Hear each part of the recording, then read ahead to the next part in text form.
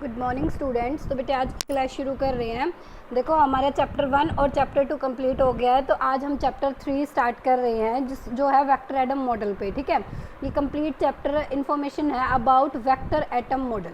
ठीक है, अब देखो अभी तक हमने 3 मॉडल पढ़े। एक तो बोहर एटम मॉडल, एक हमने पढ़ा बोहर समरफील्ड मॉडल। अब हम पढ़ रहे हैं वेक्टर एटम मॉडल। क्या है ये वेक्टर एटम मॉडल? तो जो बोहर समरफील्ड मॉडल था वो एक्सटेंडेड वर्जन था किसका? बोहर एटम मॉडल का। ठीक है, और कुछ चीज़ें यानी कि कुछ शॉर्टकमिंग्स थी किसमें? बोहर समरफील्ड मॉडल में। तो उन शॉर्टकमिंग्स को ओवरकम करने के लिए या फिर ओवरकम किसने किया है? वेक्टर एटम मॉडल ने। ठीक है, तो क्या क्या उसमें जो भी कमियां रह गई थी वो हमारी किस में पूरी होंगी? वेक्टर एटम मॉडल में। एक तो क्या था, हमने बोहर समरफील्ड मॉडल से पढ़ा था हाइड्रोजन एटम स्पेक्ट्रा। ठीक है, उसमें हाइड्रोजन एटम स्पेक्ट्रा में हर एक कितनी सीरीज़ बन रही थी हमारी? Lyman, Balmer, Paschen, Brackett, Pfund series, ये सारी सीरीज़ बन रही थी। तो जो वहाँ पर जो सीरीज़ आ रही थी हमारी, उनकी जो आपस में जो लाइंस थी उनकी इंटेंसिटीज़ रिलेटिव नहीं थी। तो एक तो उसने रिलेटिव इंटेंसिटी का अपने को क्या है कॉन्सेप्ट नहीं बताया, और एक हमारे पास क्या नहीं बताया, एक उसने जीमन इफ़ेक्ट और स्टार्क इफ़ेक्ट के अबाउट इन्फॉर्मेशन नहीं दी। तो वो जो रिलेटिव इंटेंसिटी, जीमन एनामलस इफ़ेक्ट और स्टार्क इफ़ेक्ट के बारे में हम अभी इस टॉपिक में बातें करेंगे बेटा। ठीक है, तो इन सारी जो बातों को ध्यान में रख के जो मॉडल बनाया गया था वो है वेक्टर एटम मॉडल। अब वेक्टर एटम मॉडल को समझने से पहले आपको अर्थ के मोशन को समझना होगा। अर्थ के मोशन को कैसे? मान लो क्या था, ये हमारा सन है। ठीक है, यहाँ पे अर्थ इसके चारों तरफ रिवॉल्व करती है। ठीक है, ये हमारी अर्थ है, इसके चारों तरफ रिवॉल्व करती है। और अर्थ अपनी ये तो करती है रिवॉल्यूशन, और अपनी ये रिवॉल्यूशन अर्थ कितने दिन में? एक रिवॉल्यूशन 360 डेज में कंप्लीट करती है। ठीक है, 365 डेज में कंप्लीट करती है। सम आवर्स होते हैं, ठीक है, वो हमारे लीप ईयर में बाद में कन्वर्ट हो जाते हैं। तो ये जो रिवॉल्यूशन है वो सन के अराउंड करती है। साथ में ये जो अर्थ है अपनी एक्सिस के अबाउट क्या करती है? रोटेशन। क्या करती है? रोटेशन। इसी तरह का जो मोशन है वो है न्यूक्लियस का। एक तो ये अपनी एक्सिस के चारों तरफ रोटेट करती है और एक रिवॉल्यूशन करती है सन के चारों तरफ। तो मान लो यहाँ हमारा है न्यूक्लियस। ठीक है, ये इलेक्ट्रॉन का पाथ है, ये है इलेक्ट्रॉन। ठीक है, तो एक तो इलेक्ट्रॉन इस ऑर्बिट में मूव करेगा अबाउट द न्यूक्लियस, एक वो अपनी एक्सिस के अबाउट रोटेट करेगा। इसे स्पिन रोटेशन कहते हैं। ये क्या है भाई? Spin rotation. ठीक है, जो ये इलेक्ट्रॉन न्यूक्लियस के अबाउट रिवॉल्व करेगा ना, उस रिवॉल्यूशन के कारण इसमें एक एंगुलर क्वांटम नंबर आता है, एंगुलर मोमेंटम नंबर आता है। एंगुलर मोमेंटम जो इसकी क्या है? इलेक्ट्रॉन के जो मोशन के कारण, angular momentum due to orbital motion of electron around the nucleus. ठीक है, और उसे हम कहते हैं orbital angular momentum. Orbital angular momentum. ठीक है भाई, उसको हम L से डिनोट करेंगे। ठीक है, अब ये मैंने कहा यहाँ पर स्पिन रोटेशन होती है, तो इलेक्ट्रॉन की अपनी एक्सिस के चारों तरफ स्पिन करता है। तो यहाँ पर आता है हमारे पास स्पिन एंगुलर मोमेंटम। यहाँ से क्या आएगा? Spin angular momentum. ठीक है, तो वेक्टर एटम मॉडल हमें क्या बताता है? स्पिन एंगुलर मोमेंटम को हम ऐसे डिनोट करते हैं। तो वेक्टर एटम मॉडल हमें बताता है, ये एक जे इंट्रोड्यूस कराता है जो टोटल एंगुलर मोमेंटम है, और ये total angular momentum equal to होता है sum of orbital angular momentum plus spin angular momentum S. इनकी क्या क्या वैल्यूज होती है ये अभी हम लेटर डिस्कस करेंगे, ठीक है। अभी देखो, और ये क्या हमारा total angular momentum, total angular momentum, जो इनकी वैल्यूज होते हैं ना वो क्वांटाइज्ड होती हैं, और जो इसकी एक्सप्लेनेशन होती है वो हम क्लासिकल मैकेनिक्स के अकॉर्डिंग देते हैं। तो ना तो ये कम्प्लीटली क्वांटम मैकेनिकल है, ना ये कम्प्लीटली क्लासिकल मैकेनिक्स है, तो इसे हम क्या बोल सकते हैं, ये सेमी क्लासिकल मॉडल है।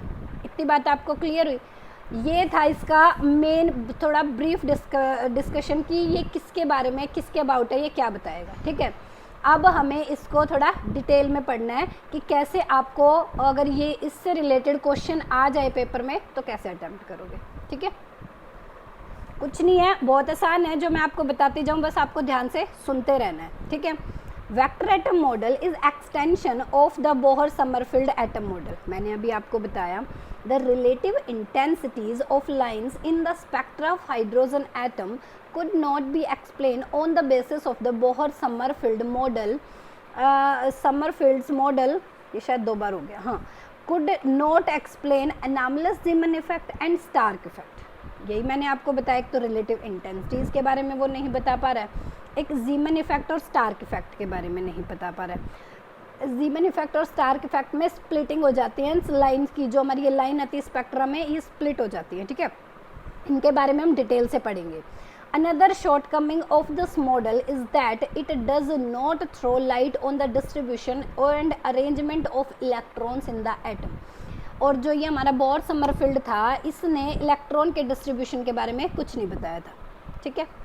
To overcome these drawbacks of Bohr-Sommerfeld atom model, Uhlenbeck and Goudsmit, ये अपने पास 2 साइंटिस्ट थे बेटा जिन्होंने इंट्रोड्यूस कराया है वेक्टर एटम मॉडल को।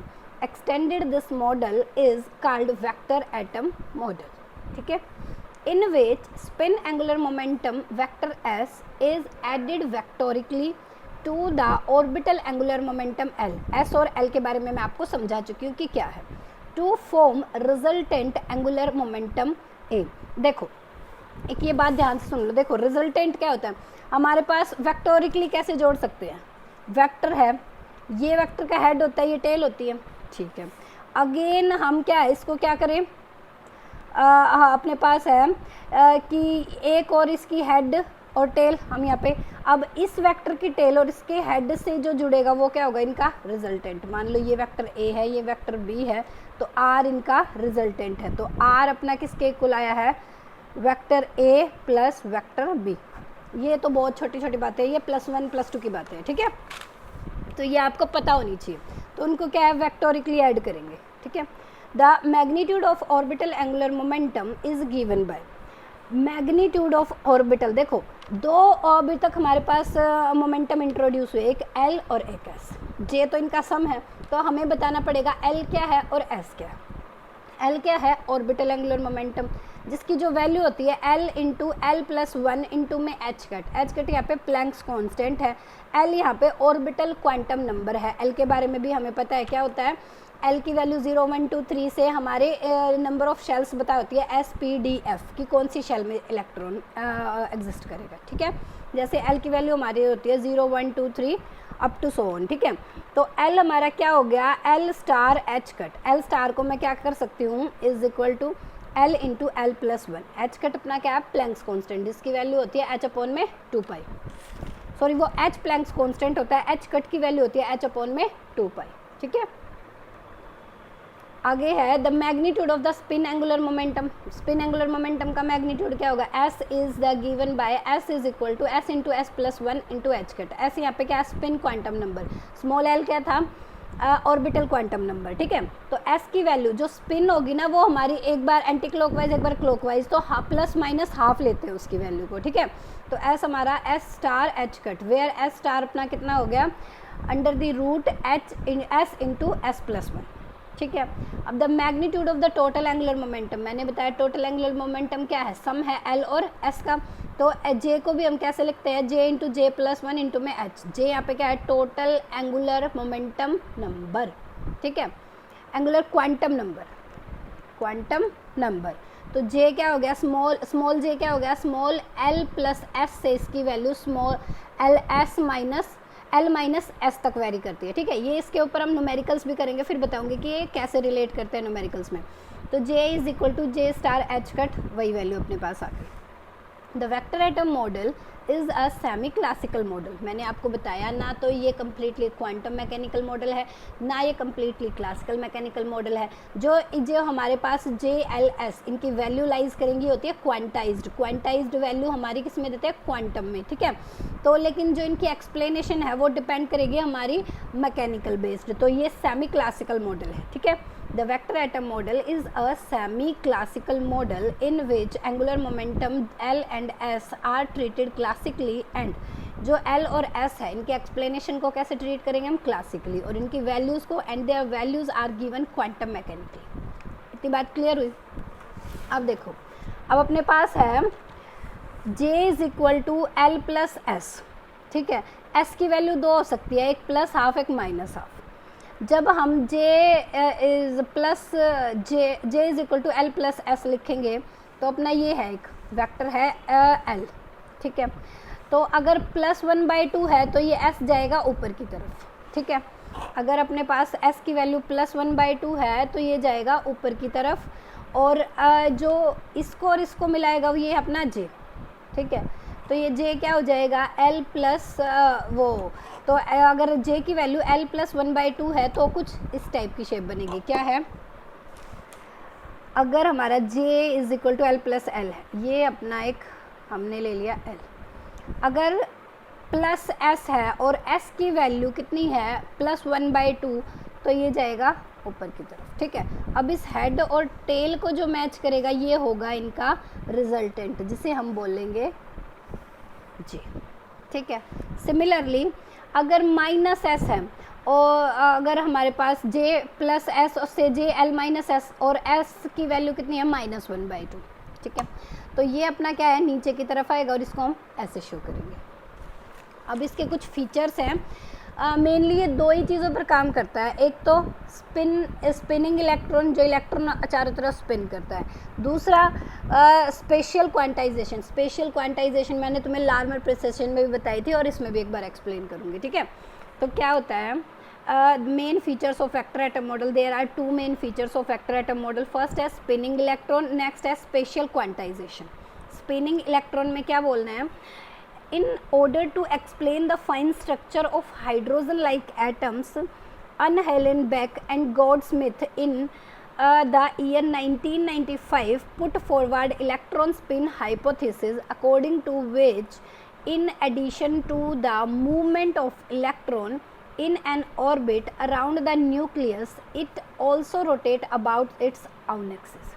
क्या बताया इसने, ये जो दो साइंटिस्ट थे इन्होंने बताया कि इलेक्ट्रॉन जो है न्यूक्लियस के चारों तरफ तो रिवॉल्व करता ही है, साथ के साथ इलेक्ट्रॉन अपनी एक्सिस के अबाउट भी स्पिन करता है, ठीक है। तो उसी को बोलते हैं spinning electron. In other words, electron has spin motion in addition to the orbital motion. मतलब न्यूक्लियर के चारों तरफ जब रिवॉल्व करेगा तो क्या है, वो ऑर्बिटल मोशन करेगा, ठीक है। जब इलेक्ट्रॉन अपनी, देखो मैंने अभी बताया था, ये देखो ये इलेक्ट्रॉन न्यूक्लियस के चारों तरफ रिवॉल्व करेगा तो ये होगा उसका ऑर्बिटल मोशन, ठीक है। ये इलेक्ट्रॉन अपनी एक्सिस के अबाउट रोटेट करेगा तो ये उसका है स्पिन मोशन, ठीक है। तो इसी को बोल रहे हैं वो इलेक्ट्रॉन, कहाँ पे है, in other words electron has spin motion in addition to the orbital motion, ठीक है। स्पिन मोशन भी करता है साथ साथ ऑर्बिटल मोशन के साथ साथ, ठीक है। As a resultant E possess spin angular momentum S and has spin magnetic moment। यानी कि इस स्पिन मोशन के कारण उसकी एक स्पिन एंगुलर मोमेंटम आता है जिसे हम कैपिटल एस से डिनोट करते हैं, and has the spin magnetic moment. और ये जो रोटेट करता है, किसी फील्ड के अबाउट रोटेट करेगा तो वहाँ पर उसकी मैग्नेटिक मोमेंट आ जाएगी जिसे हम म्यू जे से डिनोट कर रहे हैं। ठीक है, तो क्या है the magnitude of the spin angular momentum S, हमें पता है अभी हम पढ़ के आए, इसकी वैल्यू इक्वल होती है और एस की वैल्यू अपनी +-1/2 के इक्वल होती है। ठीक है, और तो ये एस को हम ये लिख सकते हैं the magnitude of the spin magnetic moment. अब जो स्पिन मैग्नेटिक मोमेंट है ये मैंने म्यू जे लिख दिया, यहाँ पे म्यू एस आएगा, ये तो टोटल के लिए आएगी। ठीक है, तो ये अपना आ गया। अब हमें निकालनी है मैग्नेटिक मोमेंट की वैल्यू। ठीक है, देखो mu S is equal to में E/m इंटू में उसका स्पिन मोशन। देखो E/m इंटू में बी जो हमने मैग्नेटिक फील्ड में रखे थे वो हम पीछे पहले पढ़ के आए थे जब लार्मर प्रिसेशन में। ठीक है, तो यहाँ पर हमारा क्या है, स्पिन मोशन हो रहा है, तो E/m इंटू एस। अब E/m कैपिटल एस की value s into S +1 into में h cut under the root, तो अपने पास ये वैल्यू फुट कर दूँ। अब s हमें पता है +-1/2 होता है, हमने यहाँ पर मान लिया कि s की वैल्यू +1/2 है, +1/2 है तो यहाँ पे 1/2 इंटू में 1/2 +1, h की वैल्यू h कट की वैल्यू h अपॉन में 2π। ठीक है, ये 1/2, इसका एलसीएम लिया 3/2। ठीक है, h अपॉन में 2π। अब ये आ गया, नीचे आ गया 4, तो क्या बन गया, रूट से बाहर 2, तो ये ऊपर क्या बच गया, √3 h अपॉन में 2π। यहाँ पे क्या वैल्यू बन गई, √3 EH divided by 2 to the 4π into m। ठीक है, ये क्या बन गया, म्यू एस। अब ये जो एक टर्म है ना, इसे हम ये देखो, इलेक्ट्रॉन की वैल्यू फिक्स होती है, h की वैल्यू 6.62 इंटू 10⁻34 होती है, फिक्स होती है। 4 कांस्टेंट है, पाई की वैल्यू हम कांस्टेंट लेते हैं। ठीक है, m की वैल्यू मास ऑफ इलेक्ट्रॉन, ये भी कांस्टेंट है। ठीक है, तो ये कंप्लीट को मैं एक कांस्टेंट मान सकती हूँ, इसको मैंने बोल दिया म्यू बी, जिसे हम बोहर मैग्नेटॉन बोलते हैं। और म्यू बी की वैल्यू देखो, सारे कॉन्स्टेंट्स की वैल्यू पुट करने के बाद जब हम सोल्व करेंगे तो यहाँ पे हमारी वैल्यू आएगी 9.27 इंटू 10⁻24 जूल पर टेस्ला। ठीक है, तो क्या होता है, the spinning electron can successfully explain doublet structure of sodium and anomalous Zeeman effect also. इन दोनों को स्पिन मोशन से हम एक्सप्लेन कर सकते हैं। ठीक है, ये थी हमारी क्या है, इलेक्ट्रॉन स्पिनिंग।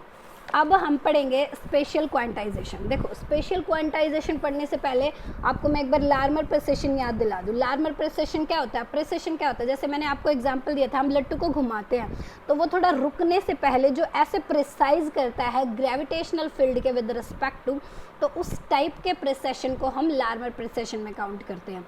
तो लार्मर प्रिसेशन में क्या था, हमारे पास हमने ले लिया था कि एक मैग्नेटिक फील्ड है। ठीक है, मैग्नेटिक फील्ड है और ये इलेक्ट्रॉन रिवॉल्व कर रहा है इस मोशन में। यहाँ पे ये हमारी मैग्नेटिक फील्ड है z एक्सिस के अबाउट। ठीक है, यहाँ से हमने एक परपेंडिकुलर ड्रा किया जो हमें ऑर्बिटल एंगुलर मोमेंटम की वैल्यू देता है। तो इस बी मैग्नेटिक फील्ड और L के बीच में एंगल ले लिया थीटा। ठीक है, यहाँ पे थीटा से रिलेटेड भी बातें करेंगे। तो ये क्या है, स्पेशल क्वांटाइजेशन, मतलब ये जो L है इस B के अबाउट ऐसे प्रिसाइज करता है। ठीक है, ये मैंने तुम्हें लार्मर प्रिसेशन में बहुत अच्छे से बताया था, यही हमारा स्पेस क्वांटाइजेशन है। ठीक है, spatial quantization is makes the value of theta discrete. Special quantization में ये जो थीटा की वैल्यू है ना, इनको डिस्क्रिएट बनाता है, डिफरेंट वैल्यूज़ में कन्वर्ट कर देता है। ठीक है, अगर हम बी को इंक्रीज़ करेंगे, जैसे जैसे मैं मैग्नेटिक फील्ड यहाँ पे बढ़ाती जाऊँगी, वैसे वैसे ये प्रिसेशन की जो रेट है वो इंक्रीज़ होता जाएगा, उतना ही ज़्यादा ये प्रिसेशन करने लग जाएगा। ठीक है, तो अपने पास क्या आ जाएगा, रेट ऑफ प्रिसेशन इंक्रीज होगा। अब पढ़ लेते हैं कि क्या है। According to Bohr Sommerfeld atom model we have seen that orbits of electron are 2 dimensional, so that electron possesses only 2 degrees of freedom. Degrees of freedom क्या होता है, जिस भी डायमेंशन में, जिस भी स्पेस में ऑब्जेक्ट को या एलिमेंट को हमने रखा है, वो कितने वो एक्सिस के अबाउट इंडिपेंडेंटली, मतलब उसकी इंडिपेंडेंट से मतलब होता है इसमें, इंडिपेंडेंटली मूव कर सकता है। तो जितने तरीके से वो इंडिपेंडेंटली मूव करेगा वही उसका क्या होगा भाई, degree of freedom. In other words, only 2 quantum number are sufficient to define the electron orbit। यानी कि उसके ऑर्बिटल मोशन को, वो जो ऑर्बिट यहाँ पे प्रिसाइज कर रहा है, यहाँ पर 2 क्वांटम नंबर सफिशेंट है जो इसको एक्सप्लेन करेंगे। But in general electron in an atom moves in 3D space, लेकिन एटम के अंदर जब इलेक्ट्रॉन मूव करता है तो 3D स्पेस में मूव करता है। Therefore it possesses 3 degree of freedom. अगर 2 में मूव करेगा तो 2 डिग्री ऑफ फ्रीडम, यहाँ पे 3 में मूव कर रहा है तो 3 इंडिपेंडेंट तरीके हो गए उसके पास मूव करने के लिए, तो उसकी डिग्री ऑफ फ्रीडम कितनी होगी? 3। In the other words 3 quantum number are needed to define electron motion. तो जो इलेक्ट्रॉन एटम के चारों तरफ रिवॉल्व करता है, एटम में रिवॉल्व करता है न्यूक्लियस के चारों तरफ, तो उसके मोशन को डिफाइन करने के लिए हमें यहाँ पर कितने चाहिए? 3 क्वांटम नंबर, ठीक है।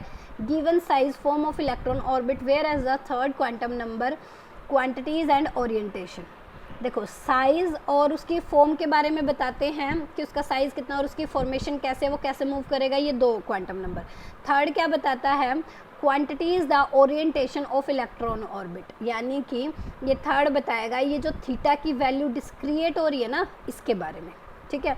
Thus only certain discrete orientation of electron orbit are allowed. The spatial quantization makes electron orbit vector quantities. इसे क्या बनाता है? ये vector quantities, यानी कि किसके about ये रोटेट कर रहा है, किस डायरेक्शन में रोटेट कर रहा है, ठीक है।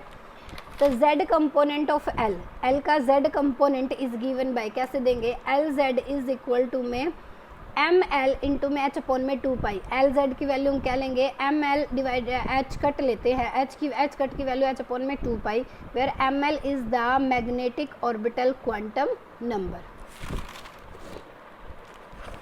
तो ml क्या हो गया अपना? जो ml की वैल्यू होती है ना वो -l से +l तक वेरी करेगी, ठीक है। तो अपना क्या हो जाएगा? Lz by l is equal to में ml की वैल्यू क्या थी? h अपॉन में 2 पाई, और l की वैल्यू क्या है? l under the root l into में l प्लस 1 इंटू में h अपॉन में 2 पाई, ये कट गए। तो यहाँ पे ये क्या है? इस ट्रायंगल से जब मैं cos थीटा की वैल्यू निकालूंगी तो वो भी मेरे पास क्या आ जाएगी? ये है Lz, ठीक है। तो वो मेरे पास क्या आ जाएगी? ml divided by l into में l प्लस 1। ये अपना स्पेस क्वांटाइजेशन है। तो वेक्टर एटम मॉडल में हमने क्या पढ़ा कि ये हमारे पास एक टोटल क्वांटम नंबर होता है जो टोटल क्वांटम मोमेंटम होता है, जो orbital quantum momentum plus spin quantum momentum के वेक्टोरिकली सम के इक्वल होता है, और इसकी वैल्यू अपनी होती है l under the root l into l plus 1। इसकी वैल्यू अपने पास होती है h cut under the root s into s plus 1 h cut, और ये हमारे पास l की वैल्यू 0 1 2 3 एंड सो ऑन, और s की वैल्यू ±1/2 होती है, ठीक है। तो बेटे ये आपको इतना ध्यान से पढ़ना है, और इसको एक बार नहीं समझ में आए तो बार बार देखना है और पढ़ते रहना है, ठीक है। Okay, thank you.